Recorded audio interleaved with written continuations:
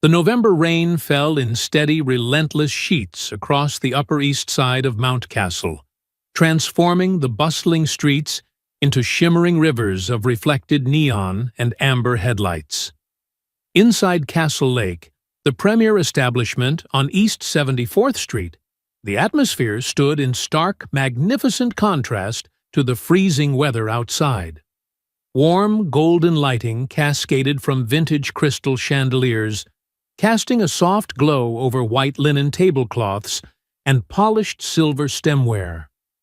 The delicate murmur of refined conversation blended seamlessly with the melancholic notes of a piano, playing somewhere in the dim background, creating an island of timeless elegance insulated from the wet, chaotic world beyond its heavy mahogany doors. Ilara Sterling pushed through the swinging kitchen doors, balancing a tray of appetizers with the practiced ease of someone who had spent a lifetime in motion.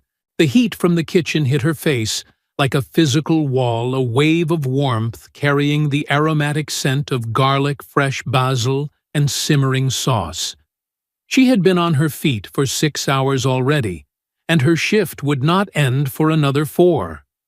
The leather of her sensible black shoes had long since molded to her tired feet, yet they still ached with every rhythmic step across the marble floor.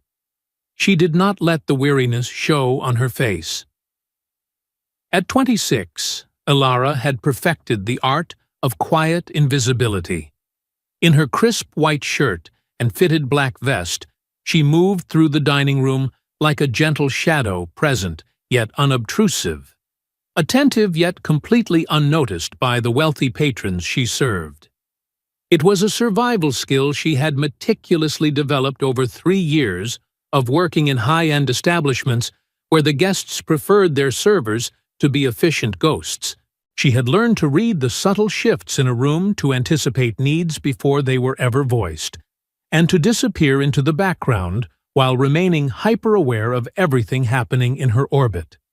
Tonight, however, something felt profoundly different. Ilara could not quite identify what had shifted in the restaurant's usual rhythm, but her instincts, honed by years of single motherhood and working multiple jobs in a city that never truly slept, told her to pay close attention. She glanced toward the grand entrance as she set down plates of burrata and prosciutto at table 7, her hands remaining steady despite the sudden inexplicable tension building in her shoulders. That was when she saw him. Malachi Valerius entered Castle Lake with the kind of presence that did not require an announcement.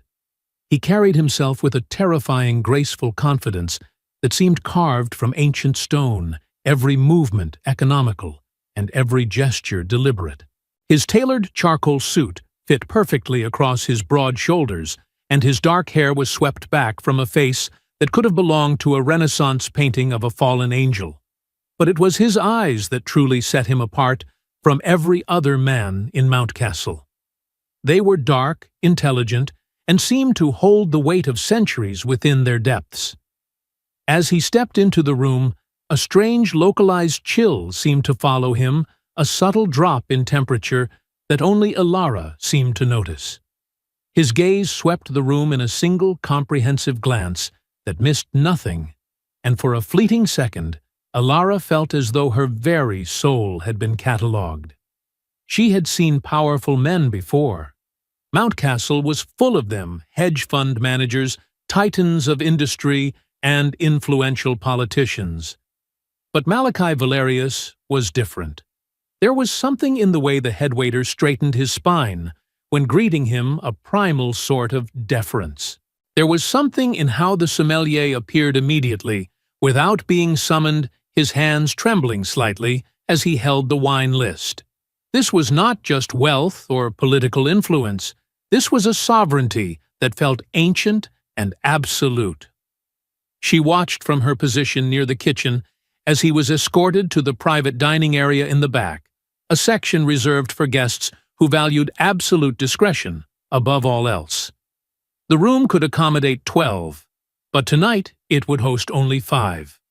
Ilara had been assigned to serve them a responsibility Her manager Arthur had given her with unusual gravity, his eyes wide and his voice a mere whisper. Table 1 tonight. Ilara, Arthur had said, an hour earlier, his usually jovial face pale and serious. Impeccable service is required. Absolute discretion is not a request. It is a mandate. Do you understand? She had nodded, understanding that in 3 years at Castle Lake, certain tables required more than just professionalism, they required a specialized kind of silence. Now, as she prepared to enter the private dining room with water and wine, Ilara took a long, steadying breath to calm the fluttering in her chest.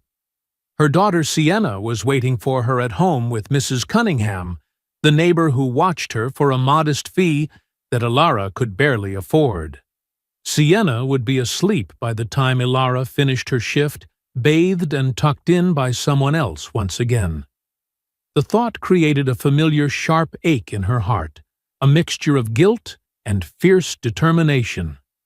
Every hour she worked here was an hour toward a better future for her child. The private dining room was smaller than the main floor intimate, in a way that suggested exclusivity rather than romance. Deep burgundy walls absorbed the light from a single iron chandelier, creating thick pockets of shadow in the corners. The long mahogany table was set for 5 each place setting, arranged with mathematical precision that bordered on the obsessive.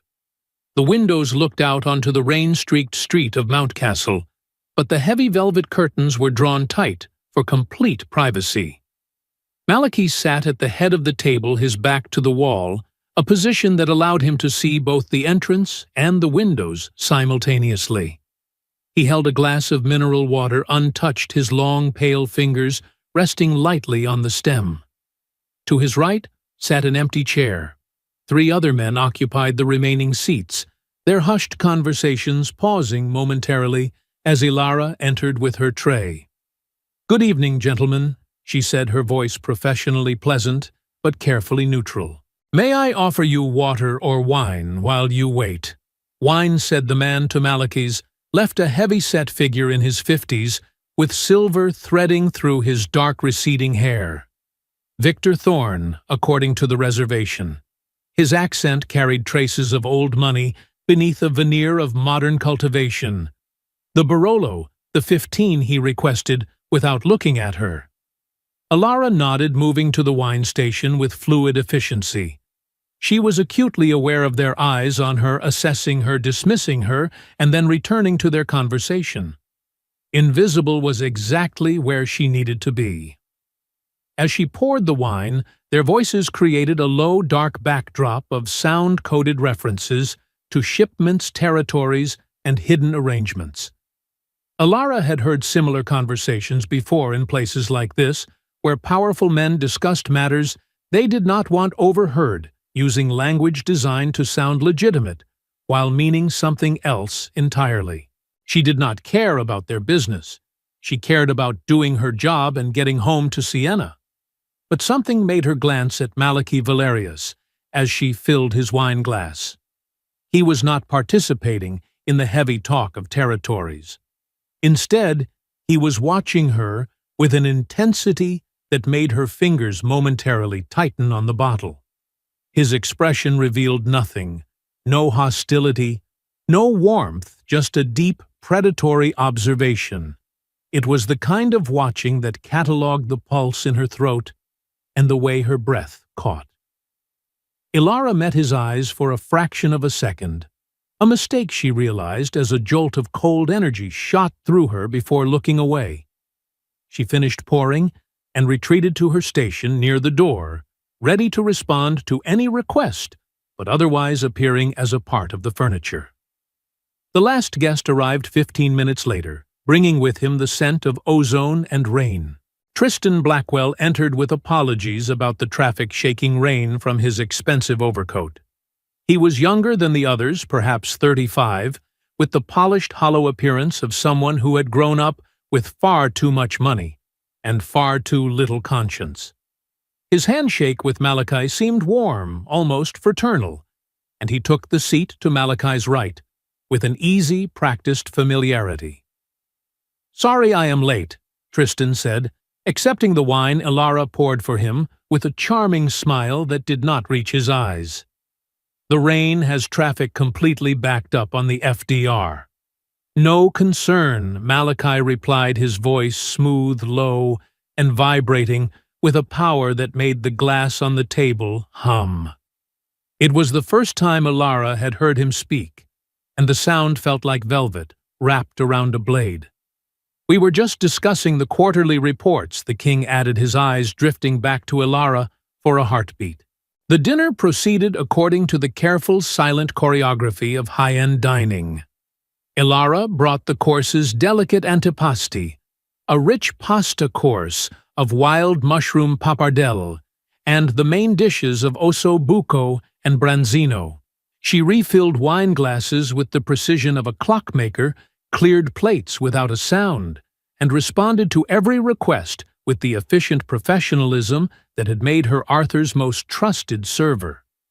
The men's conversation flowed around her like dark water around a stone, their words washing past without leaving an impression on her conscious mind. Except for the fact that Malachi Valerius kept watching her. It was not obvious.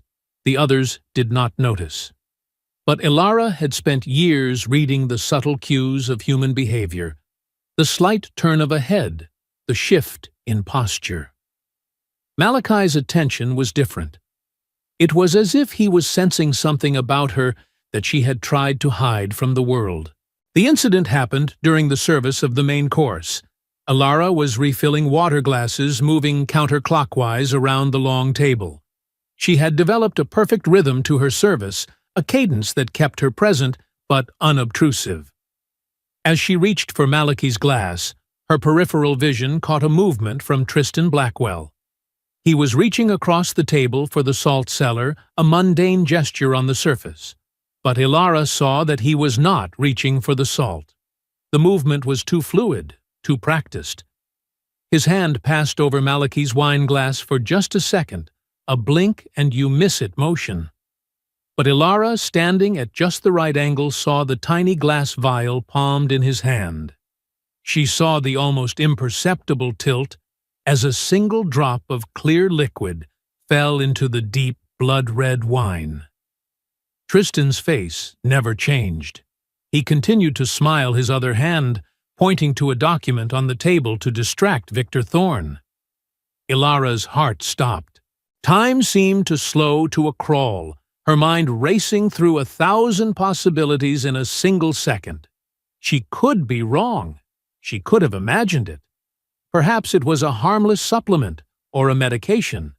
But the secretiveness of the gesture, the careful distraction, and the way Tristan's eyes darted to confirm no one was watching told a different story. She knew what she had seen, and she knew with sudden crystalline clarity that she had perhaps 30 seconds before the Vampire King raised that glass to his lips. Her hands did not shake as she continued her circuit around the table. Years of waitressing had trained her to move on autopilot while her mind worked frantically. She couldn't call for help. There was no time. She couldn't alert Malachi directly in front of the others. That would put her in the center of a lethal power struggle. She thought of Sienna. Her daughter was 6 years old, missing her first tooth, and currently obsessed with bedtime stories about brave knights and dinosaurs. Sienna needed her mother. She depended on Elara making smart, safe, and invisible decisions. If she stayed quiet, she could go home tonight and pretend nothing had happened. But then she looked at Malachi, not as a king or a legend, but as a living being who was about to be betrayed. Her body made the decision before her conscious mind could interfere. As she circled back to Malachi's position, Elara's elbow caught the edge of his water glass. It was a perfectly executed accident, clumsy enough to be believable to the untrained eye, but forceful enough to ensure the heavy crystal toppled directly into his lap. Ice water cascaded across his expensive suit, soaking the dark fabric instantly. Oh my goodness! Ilara gasped, her shock genuine, even though the action had been intentional. I am so sorry. I am so sorry, sir. She immediately reached for a linen napkin, her face flushed with the heat of the moment. Malachi stood up abruptly, brushing ice from his lap, with a look of profound surprise. The conversation at the table stopped dead. Victor Thorne laughed, a booming, hollow sound that broke the sudden tension. Occupational hazard. My friend Victor said, still chuckling, but Malachi was not laughing.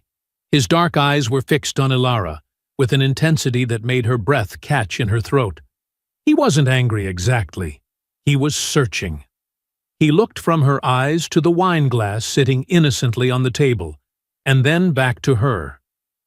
"It is fine," he said quietly, his voice carrying a strange, resonant edge that silenced Victor's laughter and made the very air in the room feel heavy. Accidents happen. "Let me get more towels," Ilara said, already moving toward the kitchen doors.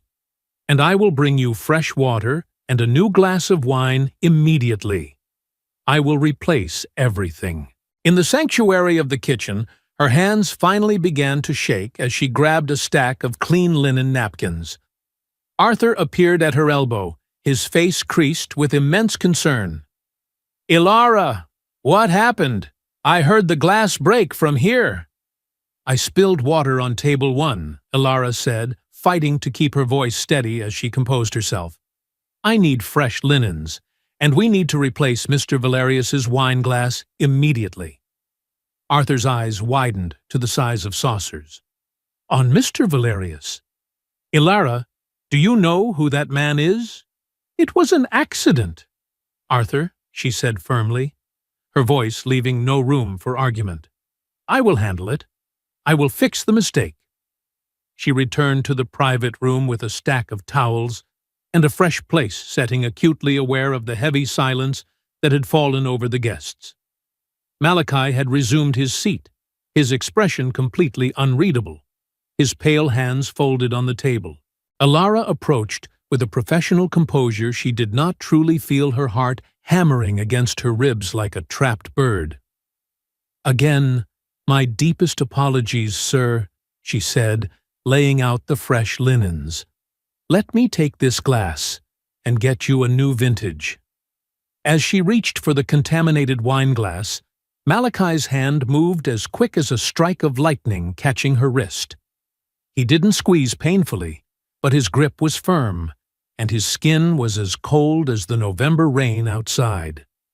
Ilara froze, her pulse racing. "Leave it," Malachi said softly.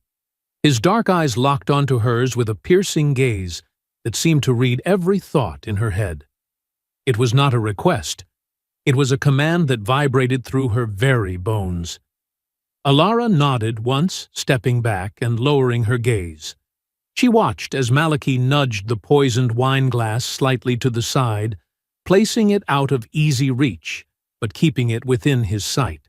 Then he turned his attention back to the men at the table, resuming the business discussion as if nothing had happened. But something had happened. Ilara knew it, and from the sudden rigid tension in Tristan Blackwell's shoulders, he knew it too.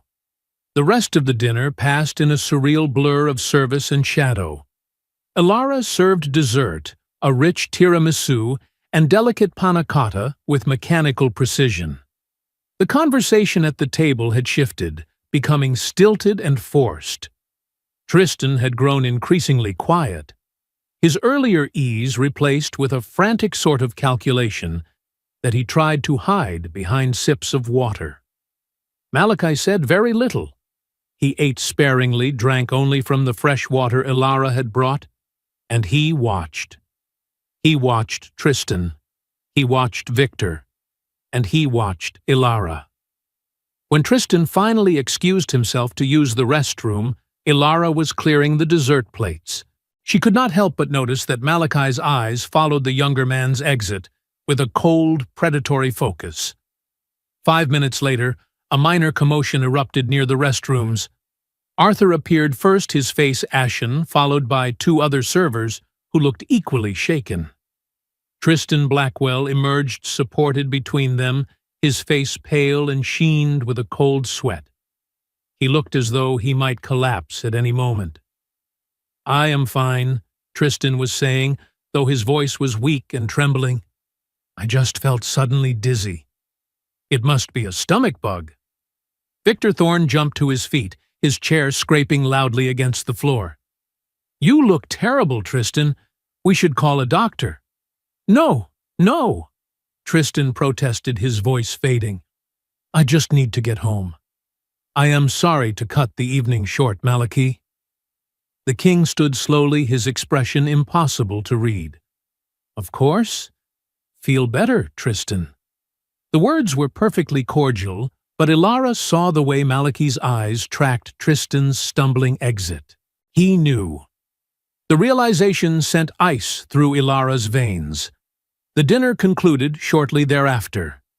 20 minutes later, the remaining men settled their bill, leaving a payment so generous it would likely cover the restaurant's overhead for a week. They gathered their heavy coats, made their polite farewells, and disappeared into the rainy Mountcastle night. But Malachi Valerius lingered. Ilara was clearing the private dining room, stacking the heavy plates with practiced efficiency, when she sensed his presence in the doorway. She did not turn around immediately, finishing the task at hand, before acknowledging him, her heart thumping in her ears. "Can I get you anything else, sir?" she asked, finally turning to meet his gaze. Malachi did not answer at first. He stood in the doorway, hands in his pockets, studying her with that same intense, ancient focus. Up close, Ilara could see flecks of deep crimson in his dark eyes, and she could sense the sharp, inhuman intelligence behind his composed exterior. "That was quite a spill," he finally said, his voice neutral but resonant. "Yes, sir. Again, my sincere apologies for the mess." Ilara replied, her voice steady despite her nerves.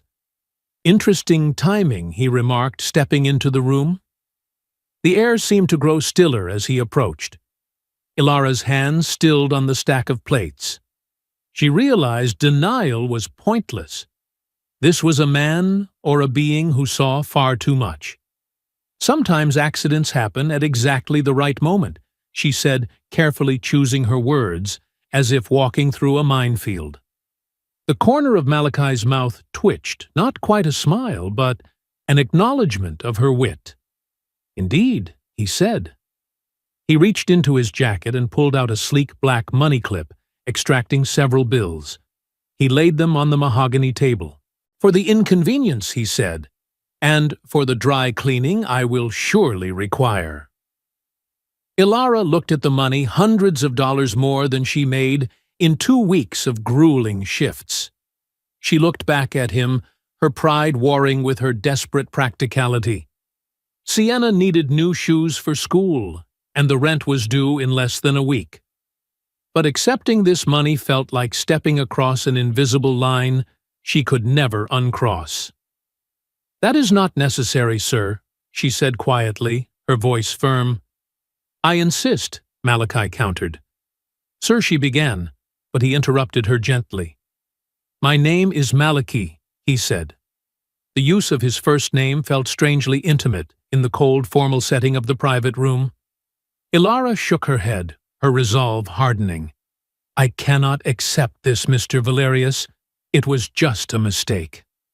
He studied her for a long moment, and Ilara had the unsettling feeling of being weighed on a cosmic scale. "You are a very interesting woman, Ilara Sterling," he said. Her blood went cold at the sound of her name. He knew who she was. Of course he did. The reservation would have included server assignments, but hearing it from his lips made her feel visible in a way that was truly terrifying. "I am just a waitress," she said, trying to reclaim her shadow.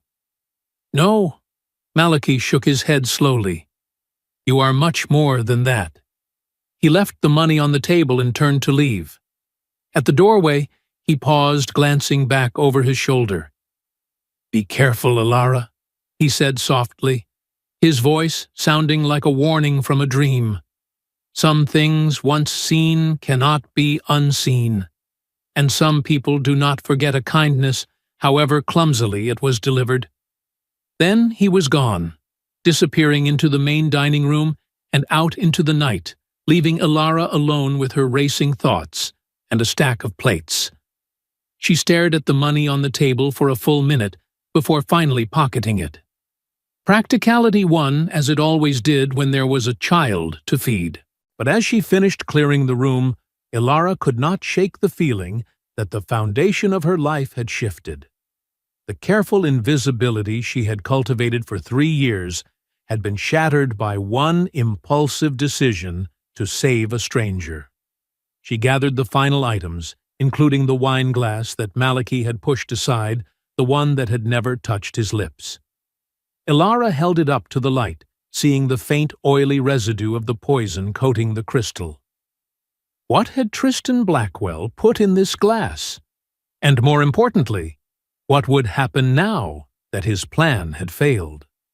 The questions followed her through the rest of her shift, through the long subway ride back to Quinnebog, and through the quiet moment when she checked on the sleeping Sienna. She pressed a kiss to her daughter's forehead, the scent of lavender and childhood innocence grounding her. Outside, the rain had finally stopped, leaving the night cold and clear. The stars were barely visible through the thick light pollution of the city. Ilara stood at her apartment window, looking out at the glittering skyline of Mountcastle in the distance. Somewhere out there, Malachi Valerius was likely asking his own questions, investigating the betrayal within his ranks. And at the center of that investigation, whether she wanted to be or not, was a single mother from Quinnebog, who had dared to intervene. Ilara pressed her hand against the cold glass, her reflection appearing ghostly and thin. "What have I done?" she whispered to the empty, quiet room. The city offered no answers, only the distant sound of sirens and the eternal hum of millions of lives colliding. Ilara Sterling had spent years being a shadow, but tonight she had been seen by a king. The next morning arrived far too soon, the pale sun struggling to pierce through the heavy clouds over Quinnebog. Ilara woke to the sound of Sienna's cheerful voice singing a song about a golden dragon, a melody she had learned at her small school. The sound pulled Ilara from a series of uneasy dreams filled with dark, searching eyes and wine glasses that turned into pools of shadow. Mama Sienna bounded into the bedroom, her gap-toothed smile bright enough to chase away the lingering gloom of the night. Mrs. Cunningham made blueberry pancakes. Ilara pulled her daughter close, breathing in the comforting scent of strawberry shampoo and the uncomplicated joy of being 6 years old. Sienna was so small, so trusting, and completely dependent on Ilara to keep her world safe. That was very kind of Mrs. Cunningham, Ilara murmured, kissing the top of Sienna's head. She said, "You got home very late last night," Sienna said, her tone mimicking the neighbor's concerned voice. "I did, baby.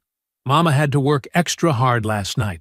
Sienna nodded with the easy, heartbreaking acceptance of a child who had known only a working mother. "Can we go to the park today before you go back to the restaurant?" Ilara checked the clock on the bedside table. It was 7:45 in the morning. She had to be at her second job, a busy diner in Midtown Mountcastle, by noon.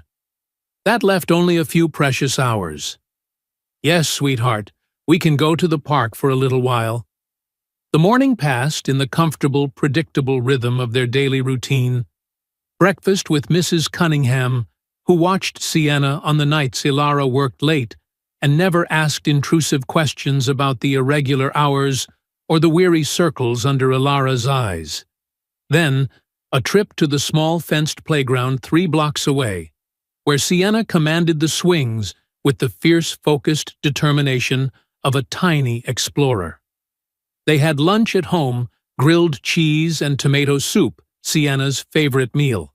Through it all, Ilara tried to push away the intrusive thoughts of the previous night, trying to convince herself that it had been an isolated incident, that Malachi Valerius would simply forget the waitress who had spilled water on him. But when her phone buzzed at 1:47 in the afternoon, during her brief break at the diner, that fragile hope shattered like cheap glass. It was an unknown number, with a Mountcastle area code. Ilara stared at the glowing screen, her lukewarm coffee growing cold in her hand. She let it go to voicemail, her heart pounding for reasons she could not fully articulate. 2 minutes later, it buzzed again. The same number. With trembling fingers and a sense of impending change, Ilara answered the call. "Hello," she said, her voice small.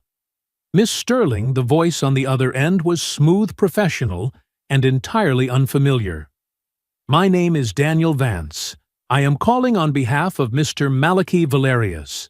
Ilara's mouth went dry, and she had to lean against the break room wall for support. I am not sure why he would need to call me. Mr. Valerius would like to meet with you at your earliest convenience." Daniel continued, his tone polite but firm. "He has some follow-up questions regarding the service at Castle Lake last night." "I am working," Ilara said quickly, desperation creeping into her voice. "I have 2 more shifts today.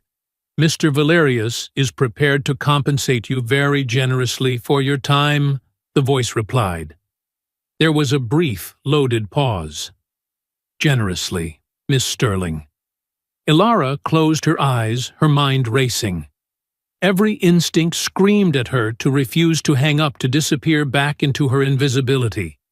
But the practical part of her, the part that counted every single penny and knew exactly how much was left in her meager savings account, calculated what generous compensation might mean for Sienna's future, where she heard herself ask the word, feeling like a betrayal of her own safety. This evening at 8:30. There is a quiet coffee shop on Amsterdam Avenue called Valoria's. Mr. Valerius will meet you there. I don't finish my shift until 8. Ilara argued, trying to find an excuse. 8:30. Then Daniel replied smoothly. "Does that work for you?" No, Ilara wanted to say. "None of this works for me." But instead she whispered, "Yes, 8:30. Excellent.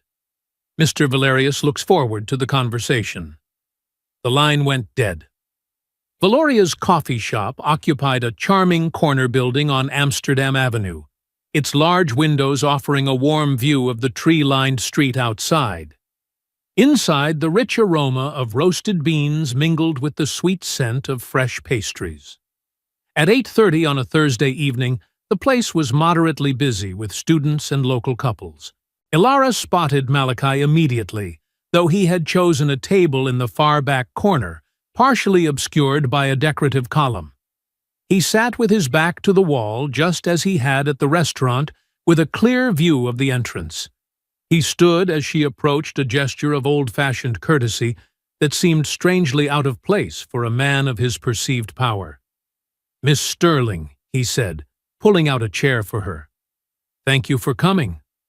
"I am not sure I had much of a choice," Ilara replied, settling into the seat and clutching her purse. Malachi's expression shifted slightly, a flicker of something like amusement crossing his handsome features. "There is always a choice, Ilara. You could have stayed away." "And then," what she asked. "You seem like someone who is persistent when they want answers." He resumed his seat, studying her across the small table. "You notice things," he said. That much was abundantly clear last night. A server appeared, and Ilara ordered only a water, her stomach too knotted for anything else. Malachi waited until the server left before leaning forward. "I had the wine tested this morning," he said, his voice a low vibration that seemed to bypass her ears and go straight to her nerves. It was a concentrated oleander extract, a toxin that causes cardiac arrest within 20 minutes. It is virtually undetectable in a bold red wine like the one I was served. The symptoms would have resembled a natural heart attack. The clinical way he described his own potential death sent a wave of cold through Ilara. This was his reality, a world of elegant rooms and lethal betrayals. "Tristan," she whispered, her voice trembling. "Tristan has disappeared," Maliki said. "His apartment is empty. My people are looking for him, but he is likely long gone." "Why are you telling me this?" Ilara asked, her eyes searching his. "I am just a waitress. You are the woman who made a split-second decision to intervene, knowing it could put you at significant risk." Maliki said, his gaze intense. "You did not know me. You had no reason to care if I lived or died. Yet you acted." Why, Ilara looked down at her water glass. "I couldn't just watch someone be hurt," she said finally. "I don't care who you are. You're a person. I couldn't do nothing." Most people would have, Maliki noted. Then most people are wrong. Ilara snapped, her voice sharper than she intended. She took a breath. "Look, I don't know your world. I have a daughter. I work hard. I just want to go back to my life. I wish I could let you do that." Maliki said, his voice softening just a fraction. "But we have a problem. Thomas Tristan did not act alone.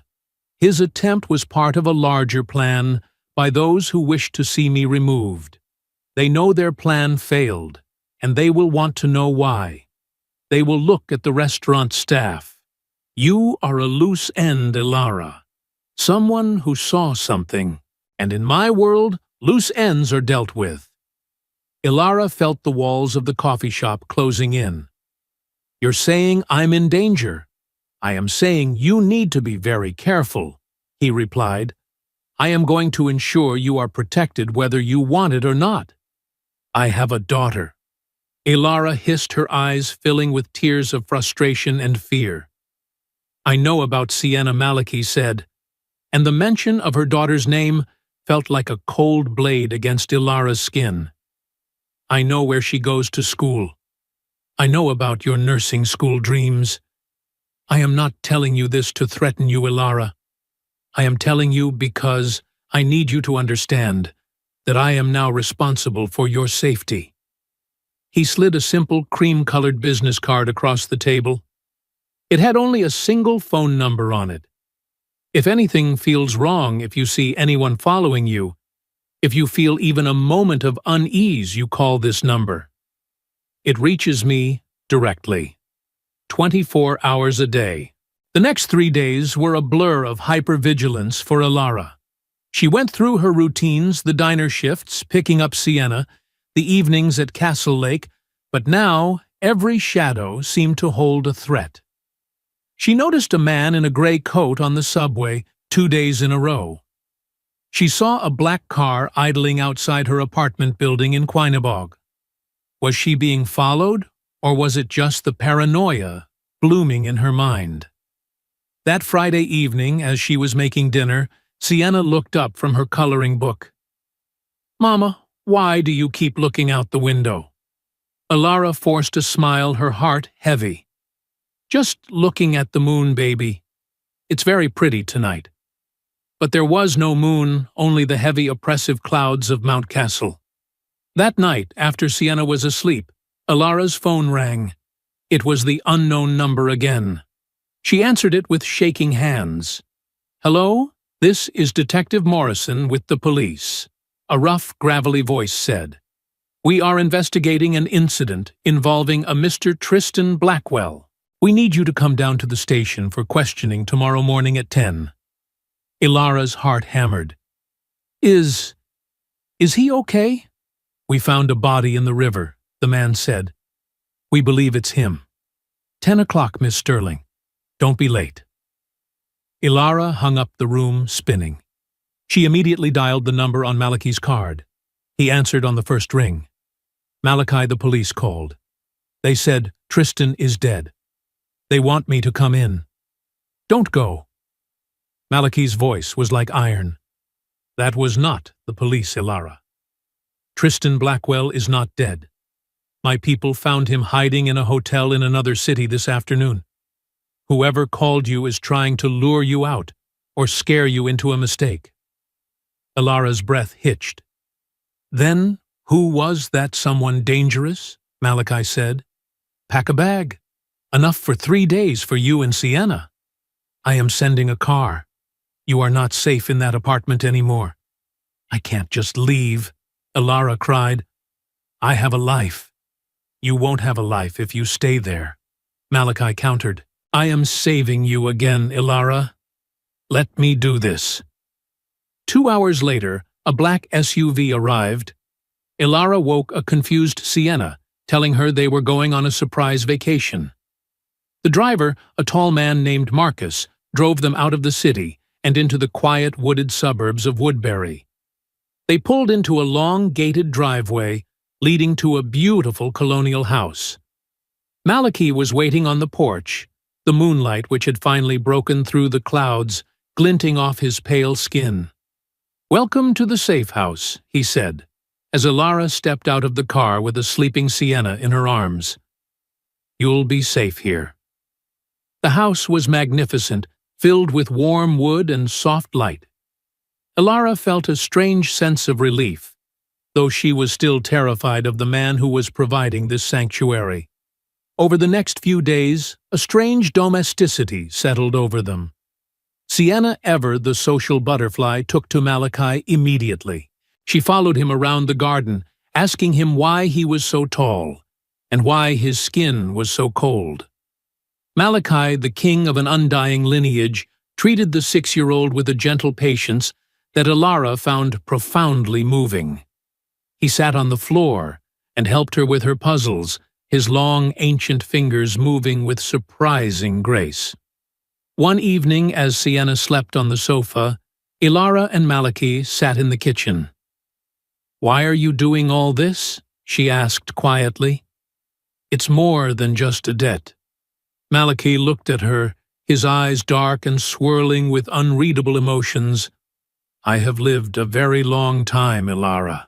I have seen the worst of humanity and the worst of my own kind, but I have rarely seen someone act with such pure, selfless bravery. You are a light I didn't expect to find. In the quiet of the Woodbury safe house, time seemed to stretch and warp. Ilara spent her mornings watching Sienna play in the sprawling backyard, which was surrounded by a high stone wall and ancient oaks. Malachi was often gone during the day, attending to the invisible fires of his empire, but he always returned by dusk. One evening he found Ilara in the library, staring at a map of the city. We have identified the person behind Tristan, Malachi said, stepping into the room with his signature silent grace. It was Victor Thorne. He wanted to seize control of our legitimate real estate holdings. He thought that by removing me, the rest of the council would crumble. What will happen to him? Ilara asked, her voice a whisper. He will be dealt with according to our laws, Malachi replied. He will no longer be a threat to you or anyone else. The danger is passing, Ilara. You will be able to return to your life soon. But as the words left his lips, Ilara realized that normal no longer felt like enough. She had seen behind the curtain of the world. She had felt the cold, protective hand of a king. She looked at Malachi, seeing not a monster or a myth, but a lonely soul who had carried the weight of the world for far too long. I don't want to just go back to being invisible, she said. I want to be someone who can help. Like you helped us. Malachi stepped closer, the scent of cedar and old books surrounding him. You already are that person, Ilara. You saved me. That wasn't just an accident. That was the soul of a healer. He reached out, his cool fingers grazing her cheek. I want to help you finish your studies. I want to ensure Sienna never has to worry about a roof over her head. Ilara leaned into his touch, the coldness of his skin no longer frightening, but grounding. A week later, the threat was officially neutralized. Victor Thorne had been stripped of his power and exiled, and Tristan was in custody. It was time for Ilara to go home, but the goodbye was not what she expected. As Marcus loaded their bags into the SUV, Maliki stood with Ilara by the gate. "This is not the end," he said. "I will be watching over you not as a shadow, but as a friend." Ilara smiled a genuine bright smile that reached her eyes. "Thank you, Maliki, for everything." She leaned in and kissed his cheek, a fleeting warm touch against his eternal cold. 6 months later, Ilara Sterling sat in a crowded auditorium at Nightingale University, wearing her nursing student scrubs. She looked out the window at the Mount Castle skyline, no longer feeling like a ghost in the city. She felt like a part of its heartbeat. Siena was thriving in a new school, and every month a mysterious scholarship fund covered every expense they had. She didn't see Maliki often, but she knew he was there. Sometimes she would find a bouquet of rare midnight blue roses on her doorstep. Other times she would see a familiar charcoal suit in the back of a lecture hall disappearing as soon as she noticed it. They were from two different worlds, one of fleeting light and one of eternal shadow. But they had built a bridge between them. Ilara had learned that bravery wasn't the absence of fear, it was acting in spite of it. And Maliki had learned that even after centuries of darkness, a single act of human kindness could still light the way home. The journey Ilara and Maliki traveled together, though brief in the grand tapestry of time, serves as a profound testament to the enduring power of the human spirit and the transformative nature of compassion. In the twilight of our lives, we often look back and realize that the most significant moments were not the grand achievements or the accumulation of wealth, but the quiet, impulsive decisions to act with kindness toward a fellow traveler. Ilara was a woman who possessed nothing but her integrity and her love for her daughter, yet she offered the one thing a king could not buy, a selfless act of protection for a stranger.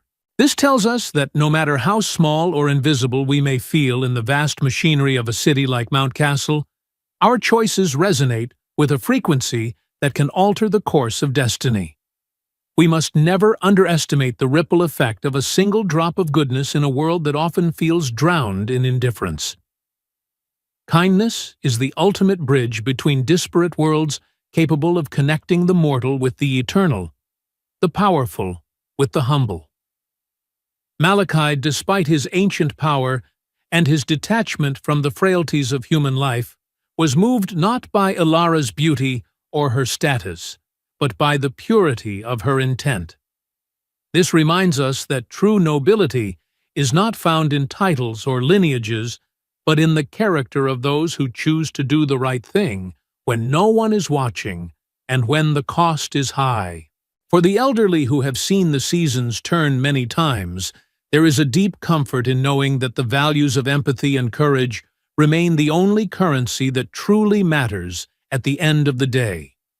Life is often unpredictable and fraught with hidden dangers, but when we move through it with a heart open to the needs of others, we create a sanctuary for ourselves and those we love. As we navigate our own shadows, we should remember that we are never truly alone if we have the courage to reach out.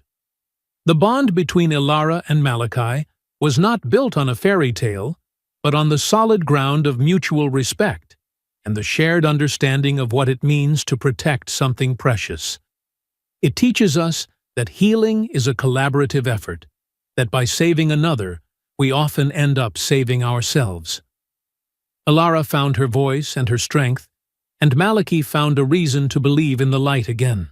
May we all be brave enough to spill the water when we see the poison, and may we all be graceful enough to recognize the heroes who walk among us in the most ordinary of disguises. In the end, it is the love we give and the kindness we share that remain as our only true legacy, shining brightly long after the November rain has stopped.